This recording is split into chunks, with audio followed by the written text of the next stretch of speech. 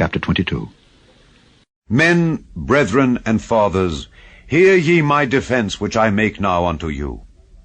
And when they heard that he spake in the Hebrew tongue to them, they kept the more silence. And he saith, I am verily a man which am a Jew, born in Tarsus, a city in Cilicia, yet brought up in this city at the feet of Gamaliel, and taught according to the perfect manner of the law of the fathers, and was zealous toward God, as ye all are this day.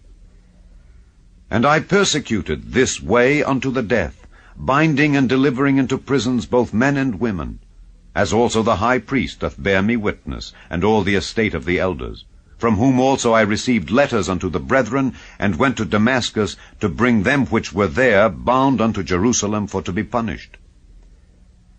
And it came to pass that as I made my journey, and was come nigh unto Damascus about noon, suddenly there shone from heaven a great light round about me, and I fell unto the ground, and heard a voice saying unto me, Saul, Saul, why persecutest thou me?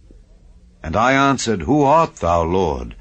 And he said unto me, I am Jesus of Nazareth, whom thou persecutest. And they that were with me saw indeed the light, and were afraid, but they heard not the voice of him that spake to me. And I said, What shall I do, Lord? And the Lord said unto me, Arise, and go into Damascus, and there it shall be told thee of all things which are appointed for thee to do. And when I could not see for the glory of that light, being led by the hand of them that were with me, I came into Damascus. And one Ananias, a devout man according to the law, having a good report of all the Jews which dwelt there, came unto me, and stood and said unto me, Brother Saul, receive thy sight. And the same hour I looked up upon him. And he said, The God of our fathers hath chosen thee, that thou shouldest know his will, and see that just one, and shouldest hear the voice of his mouth. For thou shalt be his witness unto all men of what thou hast seen and heard. And now why tarriest thou? Arise, and be baptized, and wash away thy sins, calling on the name of the Lord. And it came to pass, that when I was come again to Jerusalem, even while I prayed in the temple, I was in a trance, and saw him saying unto me, Make haste, and get thee quickly out of Jerusalem, for they will not receive thy testimony concerning me. And I said, Lord, they know that I imprisoned and beat in every synagogue them that believed on thee. And when the blood of thy martyr Stephen was shed, I also was standing by and consenting unto his death, and kept the raiment of them that slew him. And he said unto me, Depart, for I will send thee far hence unto the Gentiles.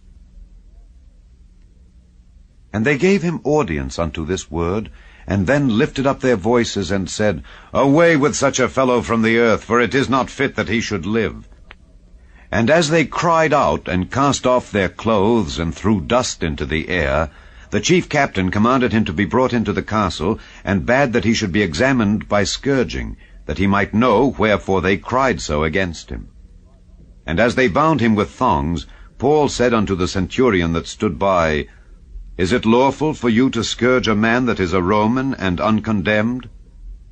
When the centurion heard that, he went and told the chief captain, saying, Take heed what thou doest, for this man is a Roman. Then the chief captain came and said unto him, Tell me, art thou a Roman? He said, Yea. And the chief captain answered, With a great sum obtained I this freedom. And Paul said, But I was free-born. Then straightway they departed from him which should have examined him. And the chief captain also was afraid, after he knew that he was a Roman, and because he had bound him. On the morrow, because he would have known the certainty wherefore he was accused of the Jews, he loosed him from his bands, and commanded the chief priests and all their council to appear, and brought Paul down, and set him before them.